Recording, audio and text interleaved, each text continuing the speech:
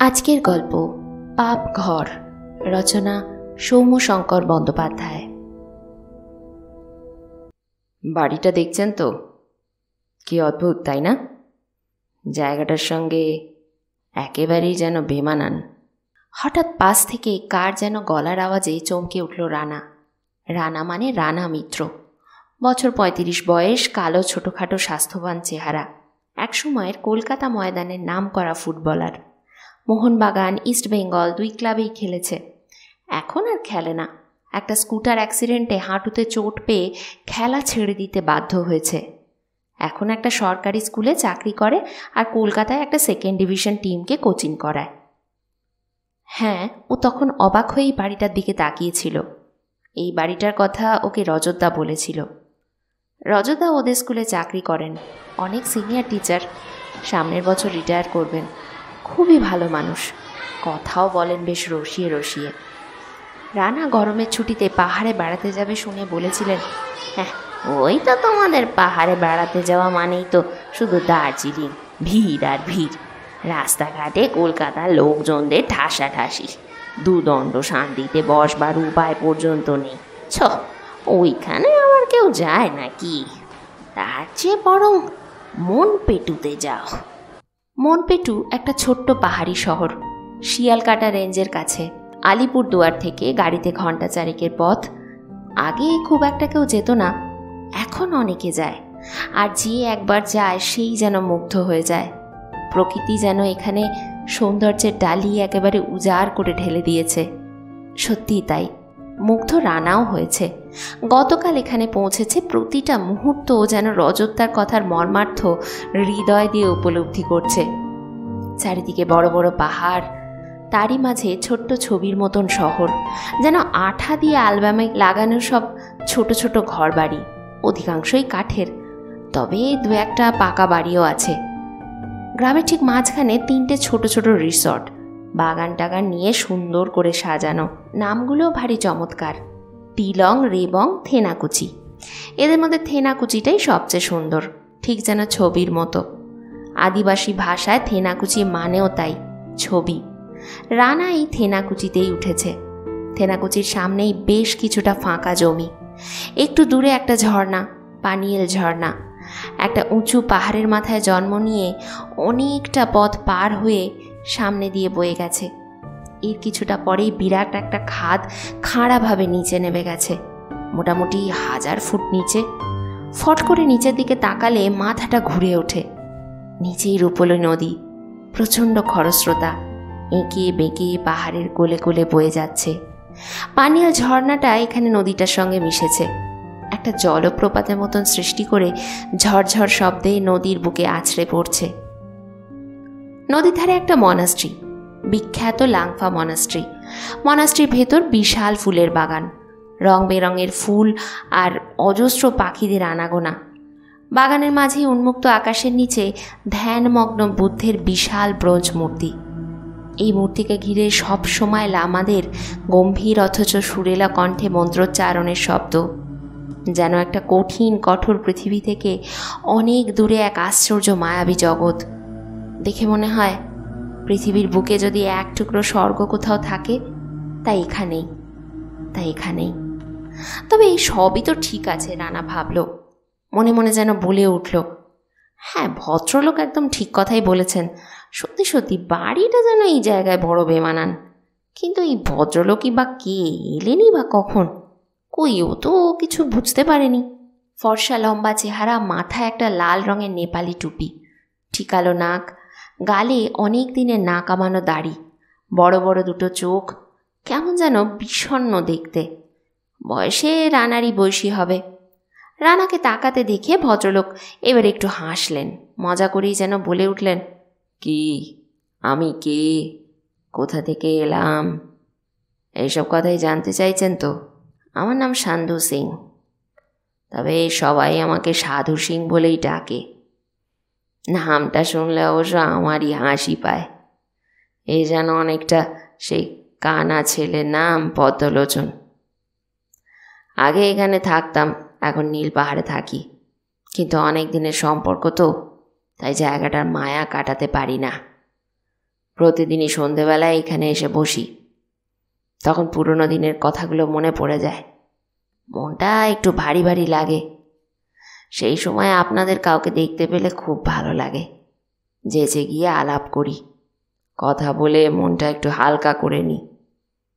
কিন্তু আপনি আবার বিরক্ত হচ্ছেন না তো আমার এই বকবকে? না না, বিরক্ত হব কেন? রানা উত্তরে বলল। উত্তর দিতে গিয়ে কেন যেন প্রশ্ন করে উঠল, এখানে থাকতেন মানে এই বাড়িটাতেই থাকতেন বুঝি? কিন্তু বাড়িটা এত অন্ধকার কেন বলুন তো? এত সুন্দর জায়গা, এত ঝলমলে শহর, চারপাশে এত আলো, অথচ বাড়িটায় ঠিক যেন একরাশ অন্ধকার, যেন এক জমাট বাঁধা দুঃখ। দেখে মনে হয় যেন ভূতের বাড়ি। আর নামটাও বড় অদ্ভুত, পাপ ঘর। কেন এমন অদ্ভুত নাম? ভদ্রলোক আবার হাসলেন। রানার কথাটাকে যেন সমর্থন করে বলে উঠলেন, হ্যাঁ, আপনি ঠিকই বলেছেন, নামটা সত্যি সত্যিই বড় অদ্ভুত। অনেকেই এই প্রশ্নটা করে, ভূতের বাড়ির কথাটাও বলে, তবে তা কিন্তু নয়। আর হবেই বা কী করে? বাড়ির ভেতরে তো থাম্বালামার মূর্তি আছে।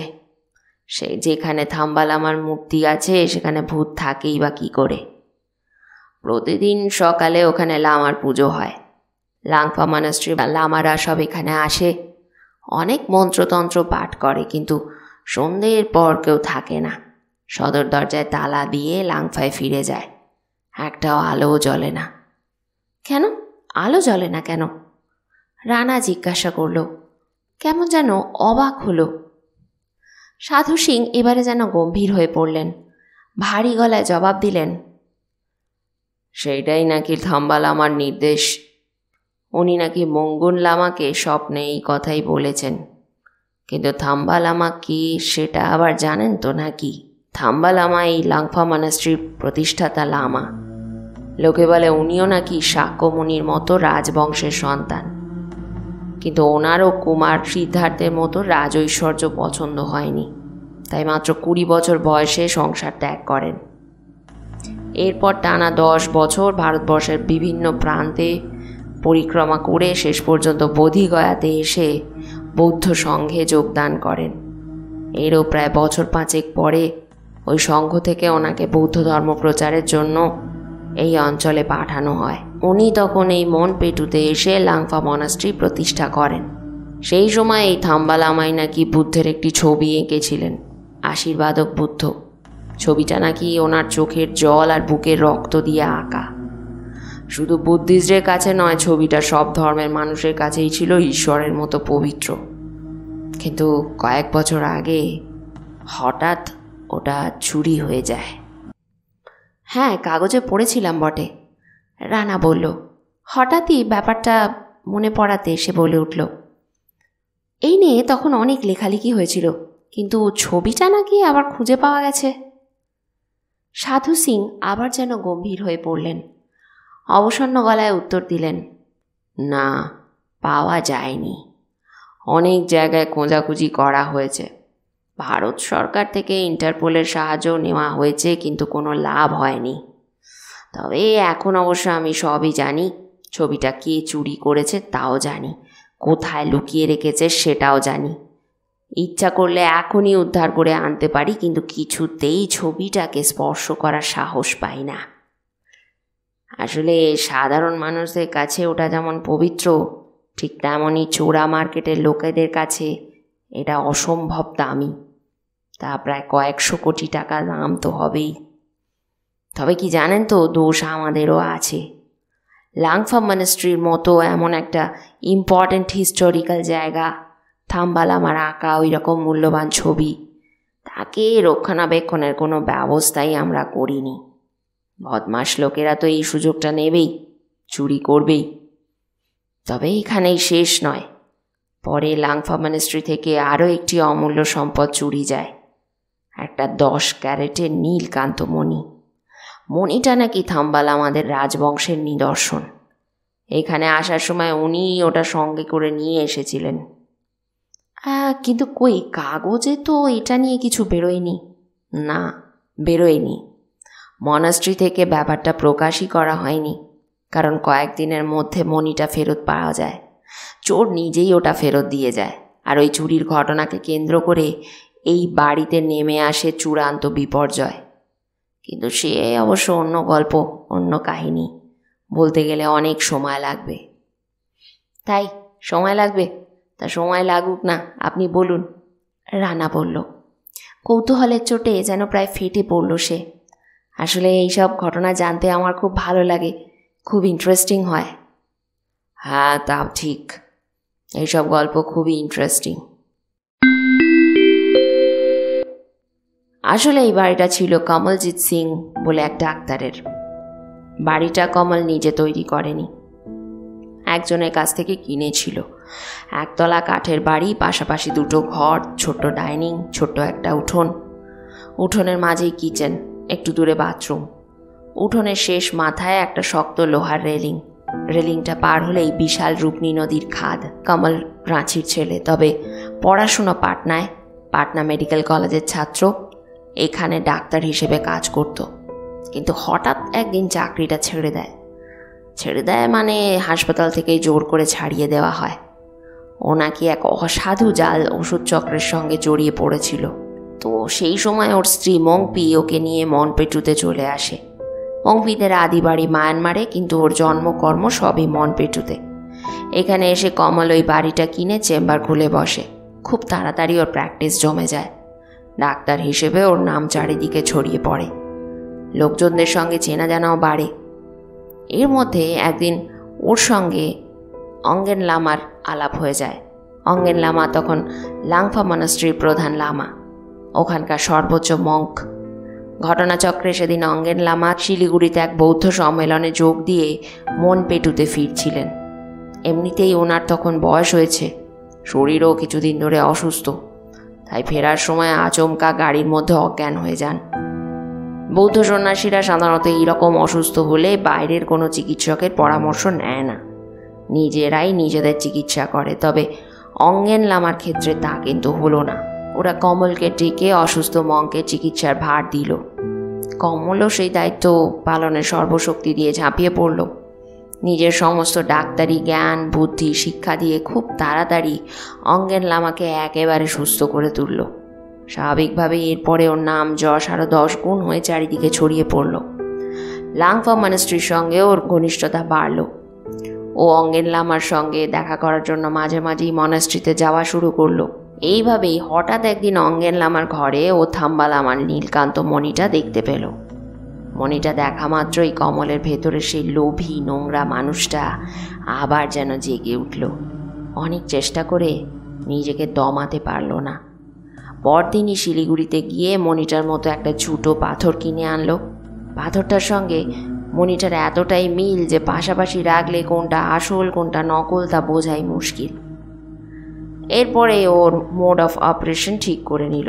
প্রতিদিনই প্রায় ওই পাথরটা পকেটে নিয়ে ও সুযোগের অপেক্ষায় লাংফা মনাস্ট্রিতে যাতায়াত শুরু করলো। একদিন সুযোগ এসেও গেল। অঙ্গেন লামা ওকে বসতে বলে কি কাজে কিছুক্ষণের জন্য ঘরের বাইরে গেলেন। কমল আর দেরি করল না, মুহূর্তেই পাথর দুটো পাল্টাপাল্টি করে নিল। এরই কয়েকদিন পরে ঘটল ওর জীবনের সবচেয়ে ট্র্যাজিক ঘটনা। কাপড় কেচে উঠোনে শুকোতে দেওয়ার সময় কি করে মংপি পা পিছলে উঠোনের শক্ত লোহার রেলিংটা ভেঙে রূপনী নদীর খাদে আছড়ে পড়ল।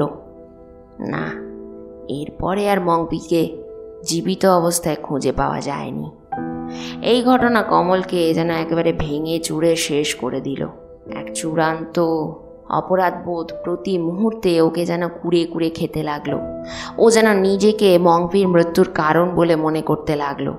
হতাশা, বেদনা, গ্লানিতে ও যেন ক্রমশ ব্যালেন্স হারিয়ে পাগলের মতো হয়ে উঠল। শেষে একদিন অনেক ভেবেচিন্তে অঙ্গেন লামার কাছে গিয়ে মণিটা ফেরত দিয়ে সব অপরাধ স্বীকার করে ক্ষমা চাইল। সব শুনে অঙ্গেন লামা তো একেবারে আকাশ থেকে পড়লেন। কি বলবেন কি করবেন তা বুঝে উঠতে পারলেন না, কিন্তু একটু রাগ করলেন না, বরং স্মিত হেসে পরম স্নেহ ভরে কমলের গায়ে মাথায় হাত বুলিয়ে দিয়ে 2 দিন সময় চাইলেন। বললেন, তোমার অপরাধের ক্ষমা হয় না, কিন্তু ক্ষমা করাই বুদ্ধের ধর্ম। তাই আজ রাতে ধ্যানে আমি থাম্বা লামার সঙ্গে কথা বলবো, ধর্মের কথা ব্যাখ্যা করে এই সম্বন্ধে ওনার নির্দেশ চাইব। উনি যা নির্দেশ দেবেন আমি তাই অক্ষরে অক্ষরে পালন করব। কমল কিন্তু এই 2 দিনও সময় ওনাকে দেয়নি, নিজেও অপেক্ষা করেনি। সেই রাতেই দীর্ঘ এক দানপত্র করে বাড়িটাকে লাংফা মনাস্ট্রির নামে লিখে দিয়ে ঘরের সিলিংয়ে ফাঁস লাগিয়ে গলায় দড়ি দিয়ে ঝুলে পড়ে। তারপর প্রায় 10 বছর বাড়িটা এমনিই পড়েছিল। অঙ্গেন লামার মৃত্যুর পর মঙ্গুন লামা লাংফার মঙ্ক হওয়ার পর বাড়িটাতে পুজো পার্বণ করে ওখানে থম্বা লামার মূর্তিটা প্রতিষ্ঠা করেন। বাড়িটার নাম উনি দেন পাপ ঘর। বলেন যার যত পাপ আছে তা যদি থম্বা লামার সামনে গিয়ে স্বীকার করে তবে সেই পাপ থেকে মুক্তি পাবে। তা বুঝলেন, ওখানে অনেকেই যায় তাদের পাপ মুক্তির জন্য। আপনিও কাল যান না যদি কোনো পাপ থেকে মুক্তি পাওয়ার ইচ্ছে থাকে, নাহলে এমনিও বেড়াতে যেতে পারেন। সূর্য উদয়ের আগেই লাংফা থেকে লামারা সব চলে আসেন, বাড়িটার দরজাও খুলে দেওয়া হয়। হ্যাঁ, তা তো গেলেই হয়, পাপ আর কান্না আছে, রানা বলল, একটু যেন গম্ভীর হয়ে পড়ল। কিন্তু পরক্ষণেই আরও কি যেন বলতে গিয়ে পাশের দিকে তাকিয়ে কেমন যেন চমকে উঠল। আরে, এইসব কথাও বলছে কাকে? কই, ওর কথা শোনার জন্য চারপাশে কেউ নেই তো। চারপাশ ফাঁকা, শুধু জমাট বাঁধা অন্ধকারের মধ্যে এই অচেনা পরিবেশের বাড়িটার সামনে ও একা দাঁড়িয়ে আছে। তাহলে অথচ লোকটা তো ঠিক এইখানেই ছিল, এক মুহূর্ত আগেই ছিল, ওর সঙ্গে এই বেঞ্চিটাতেই বসেছিল, পাশাপাশি বসে কথা বলছিল। তাহলে কি ও ভুল দেখল? তবে কি রানা বেঞ্চির উপর বসে বসে ঘুমিয়ে পড়েছিল, স্বপ্ন দেখছিল? হ্যাঁ, সেটাই হবে হয়তো। নইলে একটা মানুষ কি কখনো এত তাড়াতাড়ি চলে যেতে পারে নাকি? যেন হঠাৎ করে অন্ধকারের মধ্যে মিশে গেল। আশ্চর্য, কিছু যেন ঠিকমতো বোঝা গেল না। পরদিন সকালে রানা যখন পাপ ঘরে গিয়ে পৌঁছালো তখনও সূর্য ওঠেনি, শুধু পূব আকাশ আবছা আবছা লাল হয়ে উঠতে শুরু করেছে। চারিদিক নিস্তব্ধ হয়ে আছে, প্রকৃতিরও এখনো যেন ভালো করে ঘুম ভাঙেনি। সে যেন আধো ঘুম ঘুম অবস্থায় বিছানায় শুয়ে শুয়ে নড়াচড়া করছে, অথচ বিছানা ছেড়ে নামেনি। পাখিরাও সব ঘুম ভাঙা চোখে কিচিরমিচির করে ডাকা শুরু করে দিয়েছে, কিন্তু বাসা ছাড়েনি। আস্তে আস্তে একটা হাওয়া বইছে। মে মাসের গরমের সময়ও এই পাহাড়িয়া পরিবেশে রানার সর্বাঙ্গ যেন শিরশিরিয়ে উঠছে। তবে থাম্বা লামার ঘরে কিন্তু এরই মধ্যে দিনের কাজ শুরু হয়ে গেছে। প্রতিদিনের মতো লাংফা থেকে লামারা এসে পুজো অর্চনা আরম্ভ করে দিয়েছে। ধূপের ধোঁয়া, মন্ত্র উচ্চারণ, শঙ্খ আর এক পবিত্র ঘণ্টার ধ্বনি ঘরের মোমবাতির নরম আলোর সঙ্গে মিলেমিশে চারদিকে যেন এক মায়াবী জগৎ সৃষ্টি করেছে। থাম্বা লামার মূর্তিটাকেও যেন একেবারে জীবন্ত বলে মনে হচ্ছে। উনি যেন করুণা ঘন দৃষ্টিতে সামনের দিকে তাকিয়ে আছেন, যেন আশীর্বাদের ভঙ্গিতে সকলের সব পাপ নিজের হৃদয়ে গ্রহণ করে পৃথিবীকে মুক্ত করে চলেছেন। তাকিয়ে থাকতে থাকতে রানা ক্রমশ যেন আনমনা হয়ে পড়ছিল। থাম্বা লামার প্রতি শ্রদ্ধায়ও যেন অভিভূত হয়ে পড়ছিল। মনটাও যেন এক পবিত্র অনুভূতিতে পূর্ণ হয়ে উঠছিল।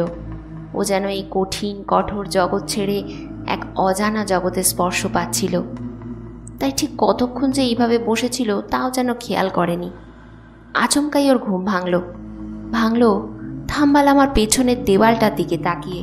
ওখানে যেন একটা মানুষের ছবি টাঙানো রয়েছে বলে মনে হচ্ছে। হ্যাঁ, ঠিকই তো, সেটাই তো মনে হচ্ছে একটা লোক যেন হতাশ বিষাদমগ্ন দৃষ্টিতে ওর দিকে তাকিয়ে রয়েছে, যেন করুণ মুখে ওকে কিছু একটা বলতে চাইছে। কিন্তু কে এই লোকটা? কী বা বলতে চাইছে ওকে?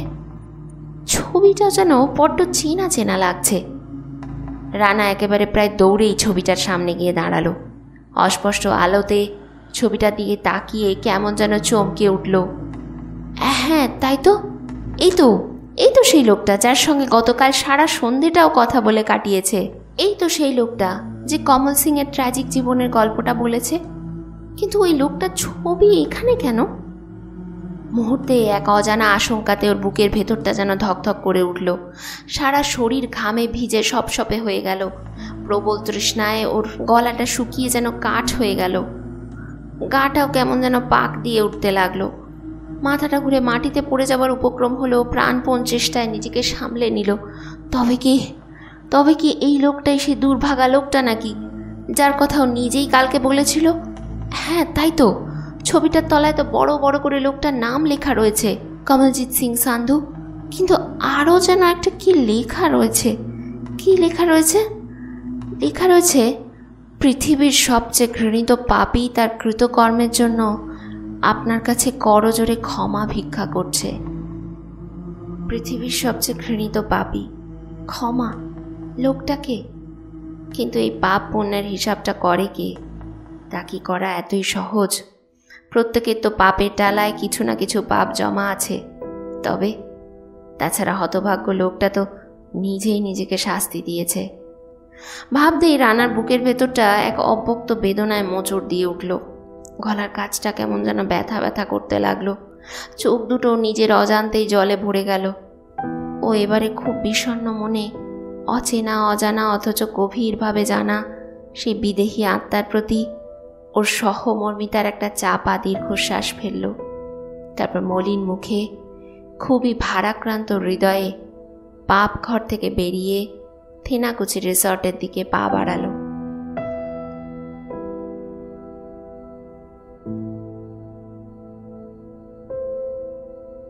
বন্ধুরা, আজ তোমাদের পড়ে শোনালাম পাপ ঘর, রচনা সৌম্যশঙ্কর বন্দ্যোপাধ্যায়। যদি গল্পটা তোমাদের ভালো লেগে থাকে একটা লাইক করে দিও প্লিজ। আর এই চ্যানেলে প্রথমবার আসলে লাল রঙের সাবস্ক্রাইব বাটনটা প্রেস করে রেখো, নোটিফিকেশন অল বাটনটা প্রেস করে রেখো, তাহলে আমার এই চ্যানেলের সমস্ত নোটিফিকেশন তোমরা পেয়ে যাবে। সবাই ভালো থেকো, আনন্দে থেকো।